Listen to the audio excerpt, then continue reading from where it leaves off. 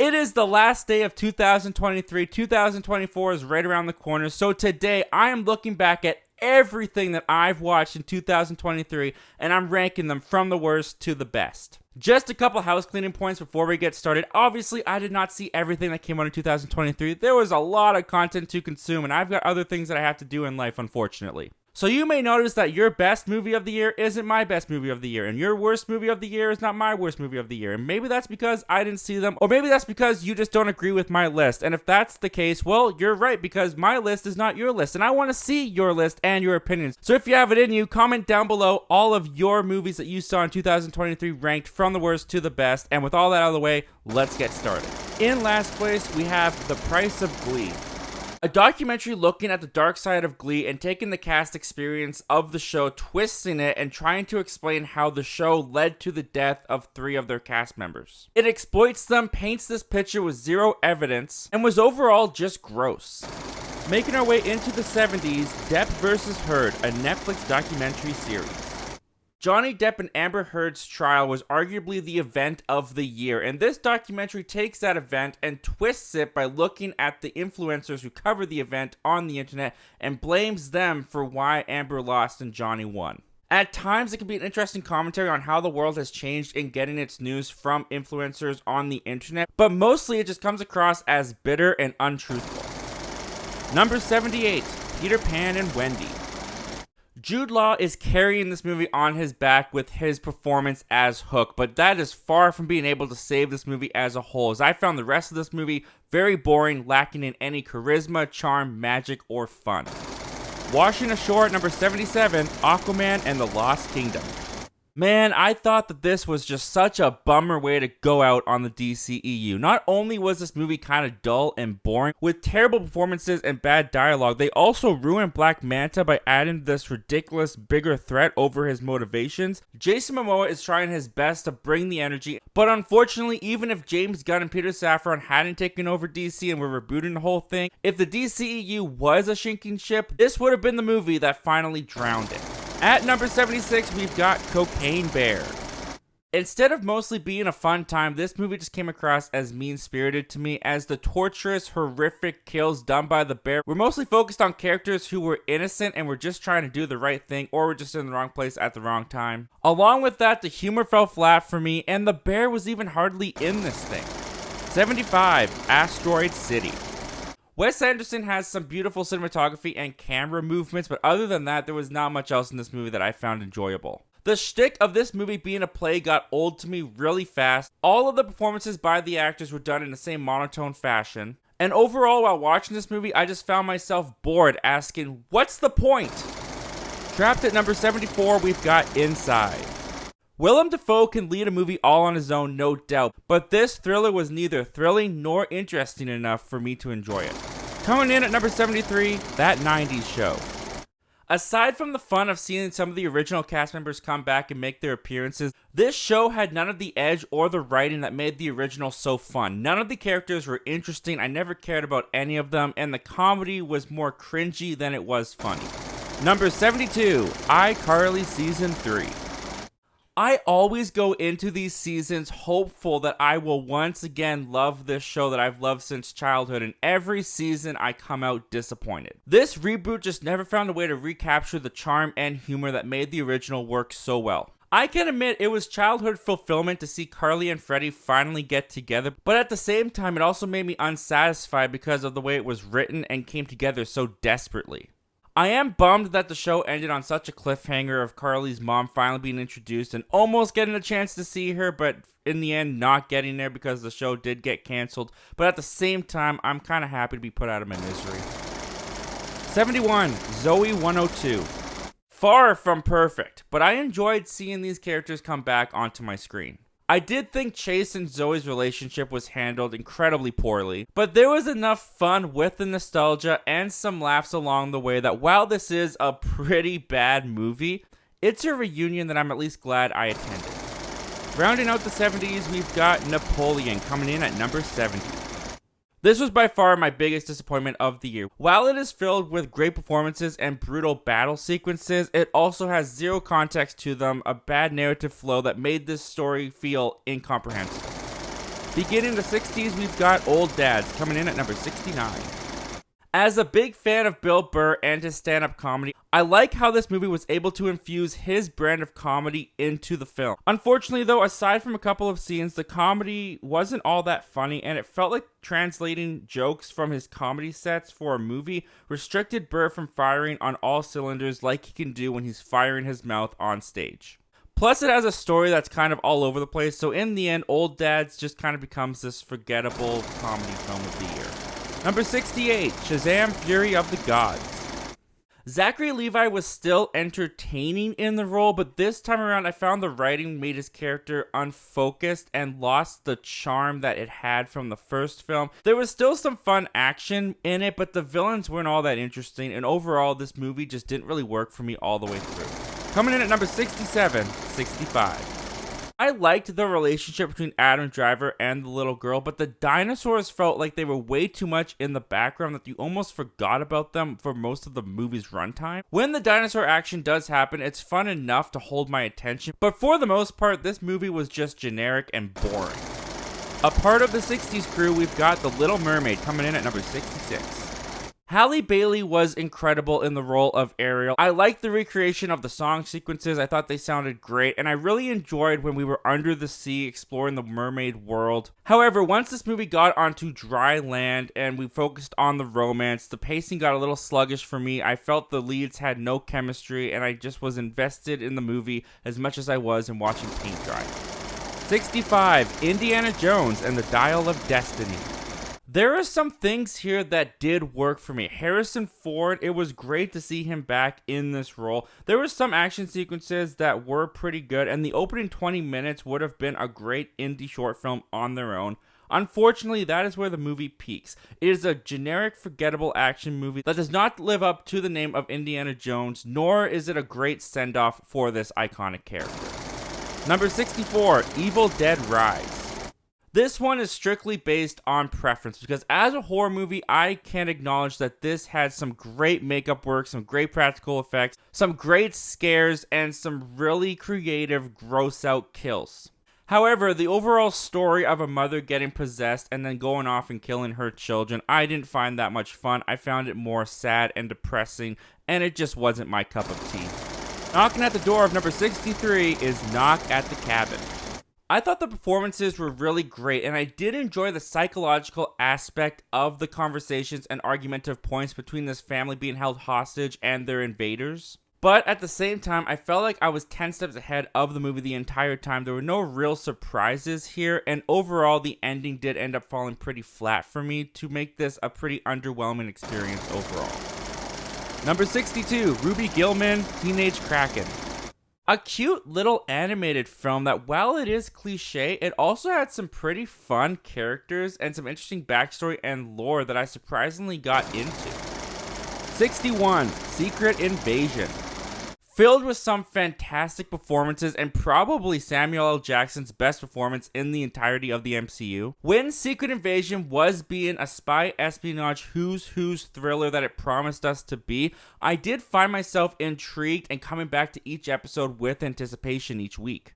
However, near the end of the show, a lot of the aspects got rushed to a very rushed ending with some very poor execution and some pretty dumb ideas that they did last minute, which ended up putting a huge damper on the show overall and everything that came before it. Coming in our top 60, we've got Mandalorian Season 3. While still having some fun within the Star Wars galaxy and some episodes having some pretty cool moments, overall this season of Mandalorian lost the magic of the first two seasons a little bit with a meandering overall story and some bizarre choices within its narrative. Making our way into the 50s, we've got Ahsoka kicking us off at number 59. A continuation of Clone Wars and Rebels, two animated Star Wars shows I've seen very little of. At times, the series did get a little bit too inside baseball for me and had many references that flew right over my head. But it also managed to make up for that by introducing a great villain in Balin and having some real fun Star Wars Easter eggs and cameos that I've been wanting to see for a very long time. While the finale and the ending of it all wasn't that great, it was good enough that I would be interested in seeing a season 2. Number 58, Monk's Last Case, a Monk movie.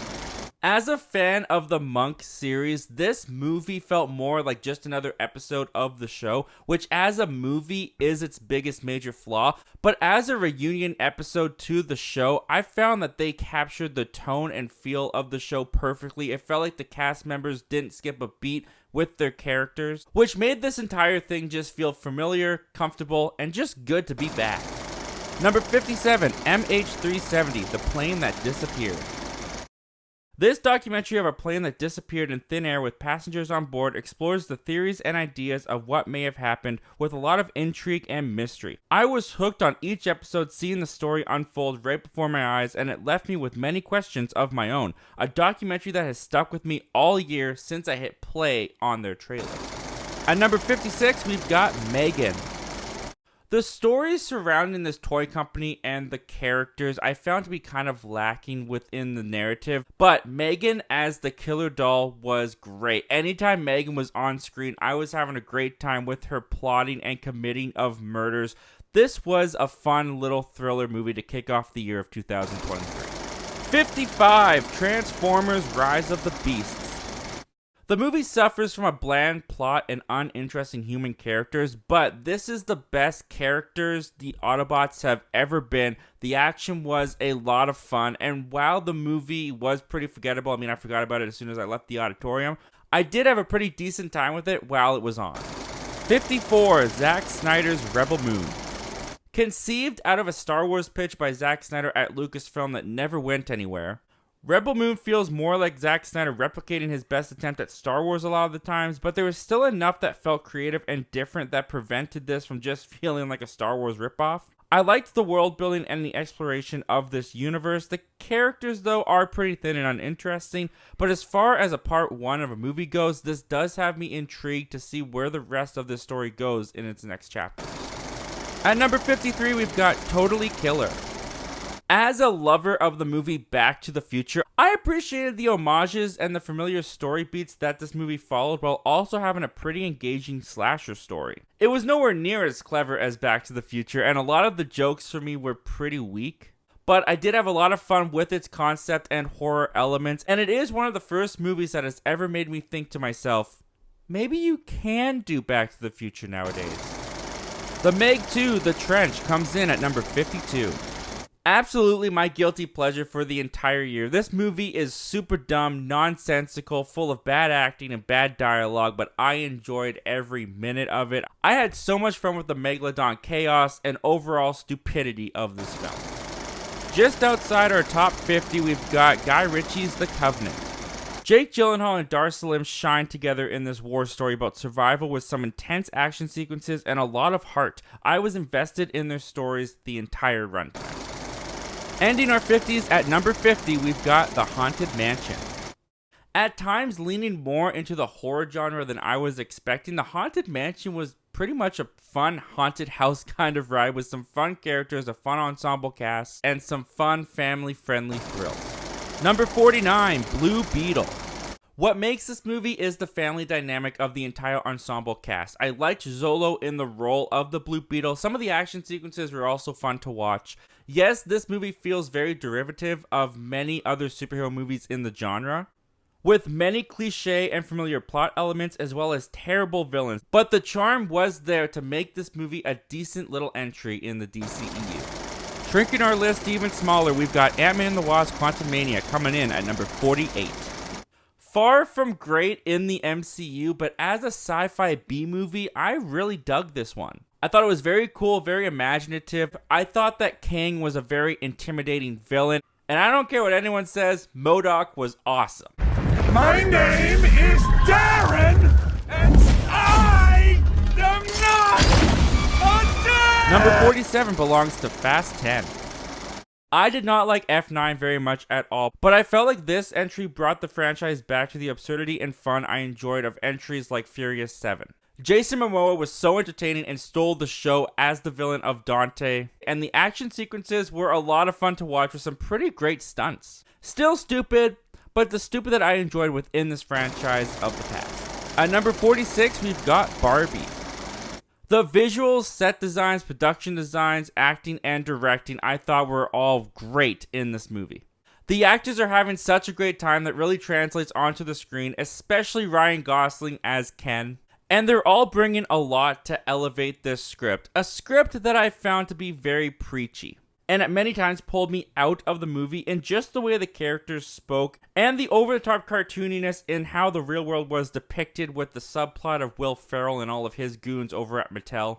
All of that stuff didn't really work for me, but with that said, the jokes and the lighthearted nature of a lot of the characters still made this one a pretty decently enjoyable time. 45. Sisu. This movie delivered exactly what it needed to. One man taking down Nazis in a John Wick action fashion. It was a simple movie, but a very fun action movie that was incredibly entertaining. Number 44, Stan Lee, a documentary on Disney+. A beautiful telling of the life and work that Stan Lee accomplished over at Marvel Comics, told through voiceover pulled from clips of Stan Lee himself. I felt like I was sitting down in front of Stan Lee as he was telling me his story, and I was hanging on to every word. A wonderful tribute to the creator of many things that I get to love and enjoy today, as well as a very sentimental goodbye for the fans. Excelsior. At number 43, we've got Pixar's Elemental. A little too reliant on pun humor, which made the jokes feel very predictable as well as a little bit annoying at times. But it's made up for with some lead characters who were incredibly endearing, a romance story that was cute enough, and some immigration themes in the story that were honestly quite touching. I don't think it's a Pixar classic, but I do think it's a very good effort from the studio who brings us many, many wonderful animated films. Coming in at number 42, we've got The Creator. Filled with stunning visuals and beautiful effects, I loved the world building of the depiction of the war between the humans and the AI and how the AI were used in this movie. In some ways, the movie subverted my expectations as to what to expect with this concept. With the classic reluctant father adopted a child storyline, this was a very solid entry into the sci-fi genre. The Marvels lands in at number 41. This movie is incredibly underwritten and underdeveloped, but with the chemistry of our lead characters and the wacky, silly humor that worked for me, I ended up having a really great time with The Marvels, even if it's one of Marvel Studios' weaker entries. At our halfway point at number 40, we've got the Super Mario Bros. Movie. Despite not having the strongest narrative, Mario gets it right where it needs to get it right. I really enjoyed the recreation of the levels from the classic games. I loved all the little Easter eggs. The voice acting was great, the animation was gorgeous, and Mario was just a really fun time in the Mushroom Kingdom. Making our way into the 30s, we've got Champions coming in at number 39. This was just a very uplifting and heartwarming family film. It's a movie that put a smile on my heart with a fantastic cast that was genuinely funny as well. Number 38, They Cloned Tyrone. Consisting of a really fun trio of Jamie Foxx, John Boyega, and Tiona Paris. An intriguing mystery that builds suspense with every scene. And while it might have been a little bumpy at the start, and the ending may have tried to hit the message on the head a little bit too hard, this was still one of Netflix's best original movies and was very engaging and entertaining from beginning to end. Number 37, Jury Duty, Season 1. This single camera prank show, reality show, I'm not quite sure what to call this thing, but the whole concept of taking one normal person and putting them on jury duty surrounded by a bunch of actors on paper sounds intriguing, but the way that they execute this with all of its scenarios and situations that they put this guy in is hilarious. I laughed out loud every episode of this thing. It got crazy, it got chaotic, and I thought it was incredibly funny. Far from the bottom, but not quite at the top, we've got Bottoms coming in at number 36. Bottoms exists in a reality where there are no rules, there are no laws, and football players are literal murderers and at war with rival schools. It's over the top with the satire, it's completely bonkers, and you just kind of have to go with it. And I was able to go with it because Bottoms sets out to make you laugh, and Bottoms did make me laugh. It was pretty funny. Number 35, Strays. The shtick of the dog's profanity and sexual conduct did not get as stale and tired as I was expecting it to. I actually ended up liking this gang of misfits. I liked the characters. The voice acting was very well done. The dogs were incredibly trained and did a phenomenal job in this movie, and it was actually quite funny despite also being kinda gross. At number 34, we've got Theater Camp. Though it jumps around from character to character a little bit too much, Theater Camp surpassed all expectations I had going in by having some great humor, authentic performances with great, well-rounded characters, and a surprising heartfelt ending with a legit great musical. Pretty great for a straight-to-Disney Plus movie. Coming in at number 33, we've got Quiz Lady.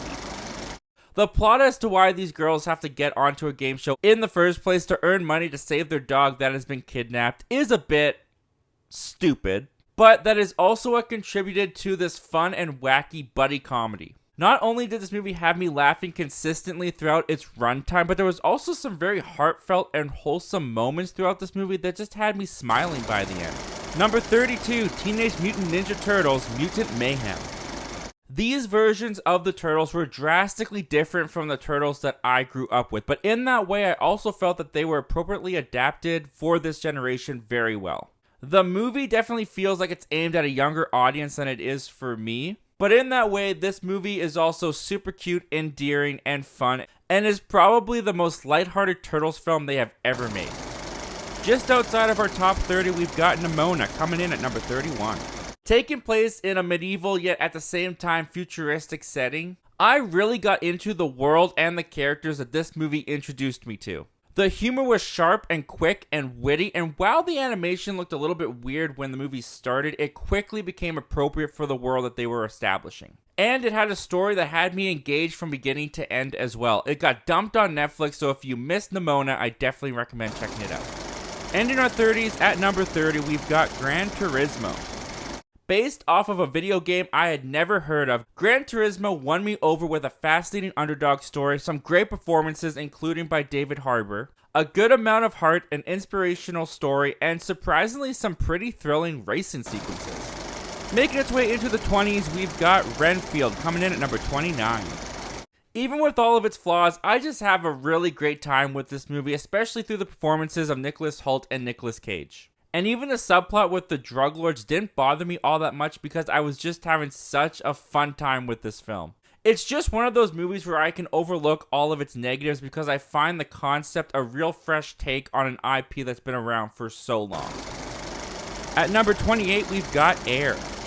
Who would have thought the story of how the Air Jordan came to be would be so interesting? Well, Ben Affleck did, and through his direction and Oscar-caliber cast, he showed the rest of us just how interesting it could be. Framed as an underdog story of perseverance and persistence, this movie was about a lot more than just a shoe. With a fantastic cast, great direction, and fun dialogue to back it up. Number 27, Creed 3.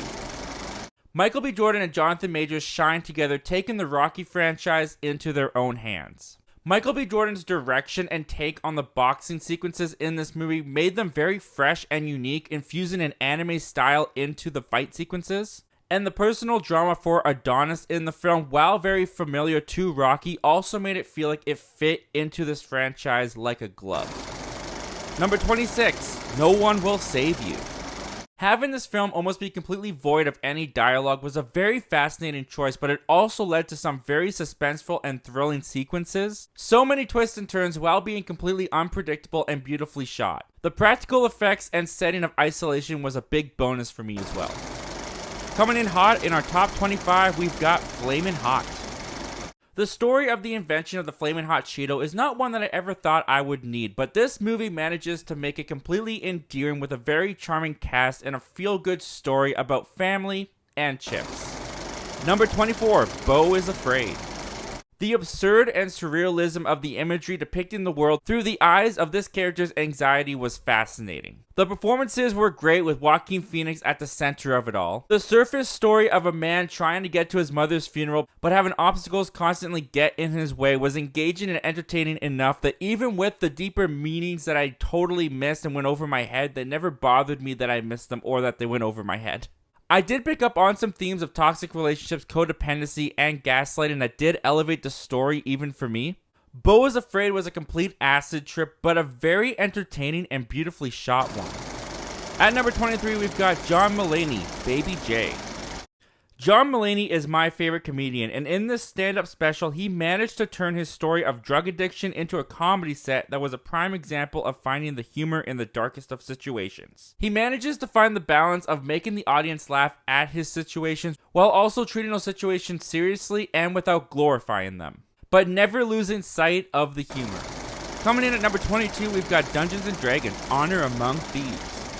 I appreciated how well this movie did with not alienating those who had never played the games like myself. It just focused on having a fun world, a fun set of characters, some great comedy, and taking fantasy film tropes that we've seen in many fantasy epics, flipping them all on their head to give them a comedic take that had me laughing all throughout this entire movie, while also having some legit great action scenes to go along with it. Just outside of our top 20, we've got Killers of the Flower Moon at number 21. A 3.5-hour epic with some fantastic performances and a master behind the camera in Scorsese showing just exactly what he can do. Killers of the Flower Moon may just be one of the best technically made films the entire year, and it had me in awe watching all of these masters of the craft go to work, even if it was a little bit too long. And making its way into our top 20, we've got Wonka coming in at number 20. A sugary rush of a movie, Paul King brought so much charisma, charm, and energy to the screen through his direction. Timothée Chalamet was also so much fun in the role of Wonka. The song sequences worked so well in this movie. Hugh Grant was so much fun to see play as this Oompa Loompa, even if he's not in the movie that much. But in the end, this movie was just smile-inducing. I could not help but have a great time with this one and laugh throughout it. Everything Wonka set out to be, it accomplished. Number 19, Scream 6. After treading some old water with Scream 5, Scream 6 really felt like this team taking the franchise into their own hands. With a refreshing setting in New York City and a truly terrifying ghost face that led to some suspenseful and thrilling sequences, as well as some fun kills that we all come to this franchise for, Scream 6 was a bloody good time. Number 18, Missing. I think the way that Missing and Searching are making their movies is a brilliant way of doing modern day mysteries. The format of telling the story strictly through device cameras may not be for everybody, but I love it. Plus the performances were great, and I found this movie to just be a roller coaster ride that wouldn't stop. I loved it. And I sincerely hope that we get more of these movies. Only Murders in the Building Season 3 comes in at number 17. After a slightly disappointing second season, Only Murders in the Building came back strong with Season 3. Adding some legends to the mystery this time around with Meryl Streep and Paul Rudd joining the cast, as well as getting more creative by introducing a musical angle to the show, which could have come off like a huge gimmick, but ended up actually contributing a lot to the story and to the comedy. Just as it kind of felt like this show was circling the drain for me, this season ignited my love for this show once again, and I had a ball with it. Number 16, Squid Game: The Challenge. This reality game show based off the cultural phenomenon of Squid Game managed to deliver the same sense of stress and anxiety through the execution of their storytelling. They set up scenarios where you truly don't know who's gonna go next. It's truly anybody's game, and they start to get you attached to players that could go at any moment, and do go at any moment. It's reality TV, so maybe none of it's fake, maybe all of it's fake. All I know is that my wife and I binged this season so fast when it dropped on Netflix, and we cannot wait for Season 2. Coming in with our top 15, we've got Still, a Michael J. Fox movie. A documentary that recounts the legacy of the legend that is Michael J. Fox as he tells his life story and gives a glimpse into his daily life dealing with Parkinson's disease. And this really allowed Michael J. Fox to take his narrative into his own hands, providing his positive attitude and his humorous outlook on life to every aspect of his life's journey. As a huge Michael J. Fox fan, this gave me everything I wanted and gave me even more respect and love for the guy. Number 14, Are You There, God? It's Me, Margaret. I saw this movie on a whim with my wife for date night, and I did not expect anything to come from it. And it ended up being an extremely endearing and funny coming-of-age story that, while it focused on a young girl going through puberty, it was very relatable to everybody. Through authentic performances and questions about faith, it became one of my biggest surprises of the year and one of my favorites. Loki Season 2 comes in at number 13.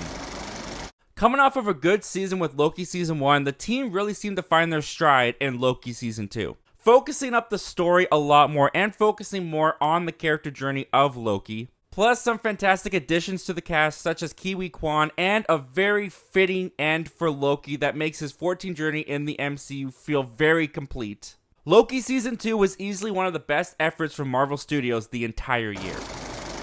Coming in at number 12, Guardians of the Galaxy Volume 3.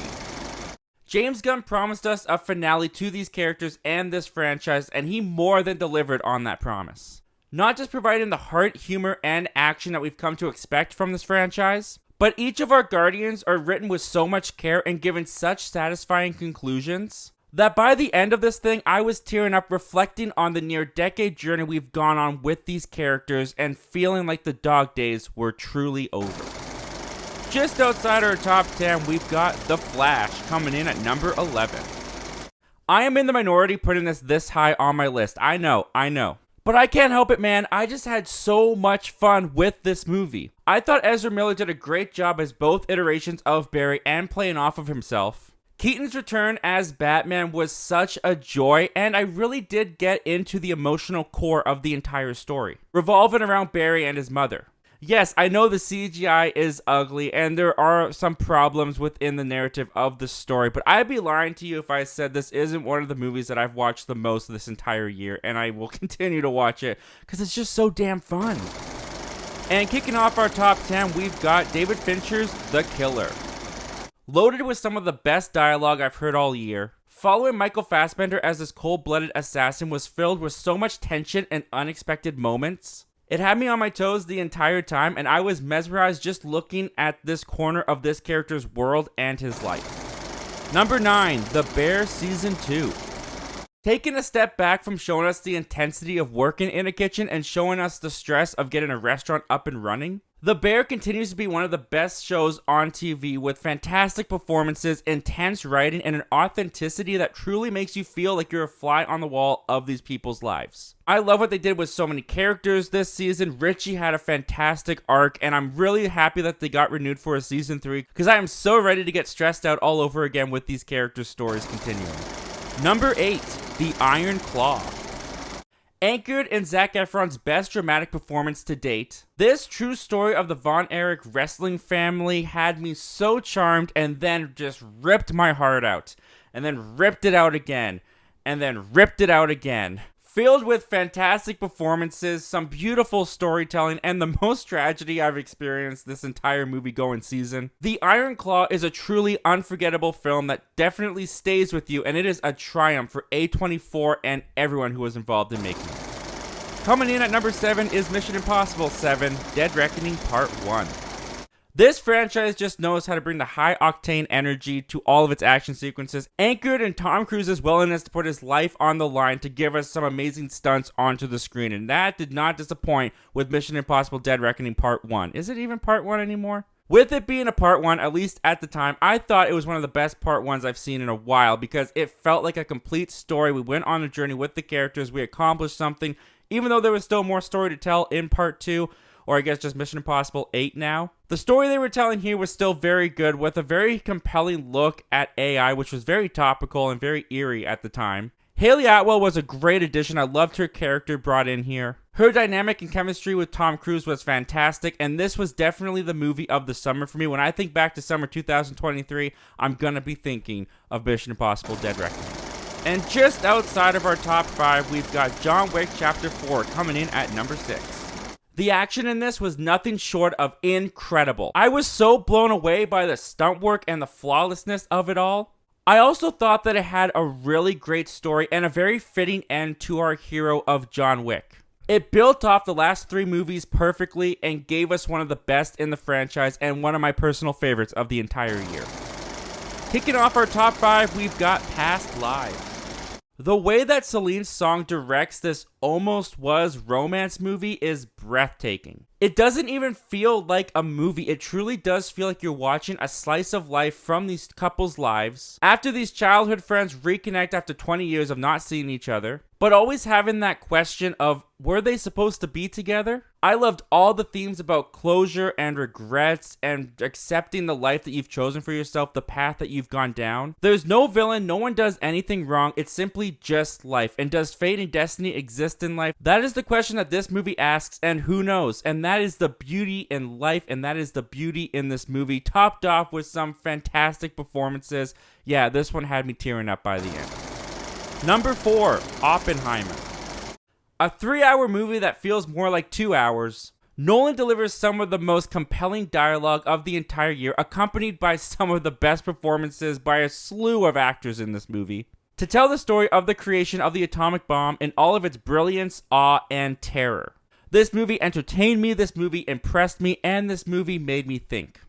I'm not going to call it a masterpiece, but it is one of the movies that when I think back to 2023, it's going to be really high up on the top of my list of favorite movies. And in our final stretch, kicking off our top 3, we've got Spider-Man Across the Spider-Verse. I mean, what can you say about Across the Spider-Verse? The visuals in this movie are jaw-droppingly gorgeous. I love what they did with the story of Miles. Getting to see more of his Spider-Man was also great.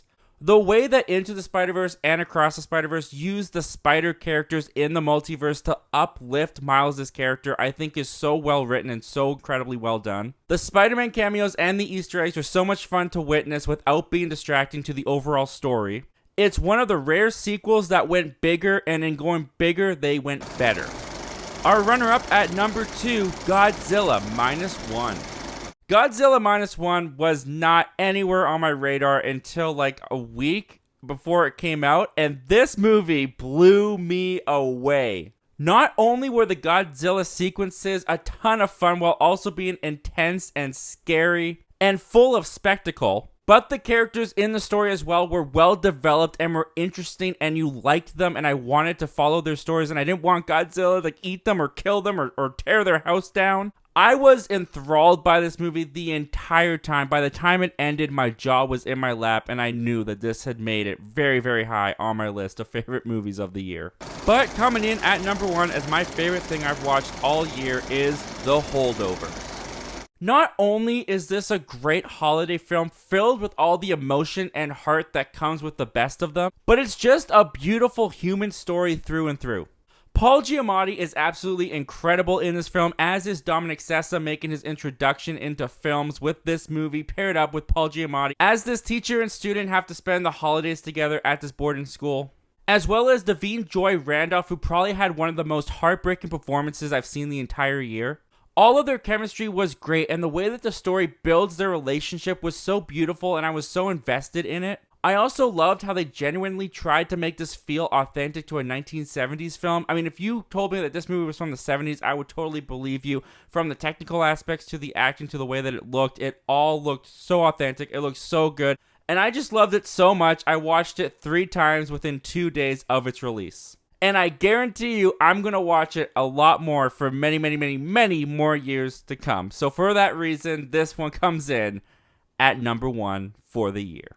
And with that, guys, that was my year of movies of 2023. I cannot tell you guys how amazing this year was. As of this recording, we just hit our goal of 2,500 subscribers before the end of the year with 6 days to spare. I'm honestly absolutely blown away by all of the love, all of the support that you guys have given our channel over this year. It has been an incredible year. 2022 was good, and I knew 2023 could be better, but I did not anticipate just how much better it was going to be, and that's all thanks to you. So I thank you so much for being a part of this community, for being a part of this channel, for all your love, for all your support. It truly made my year the best it could ever be. I'm so excited for 2024. I'm so excited to spend 2024 with you guys. And with that said, thank you so much for always coming over here and hearing me out. And I hope to talk to you guys again real soon.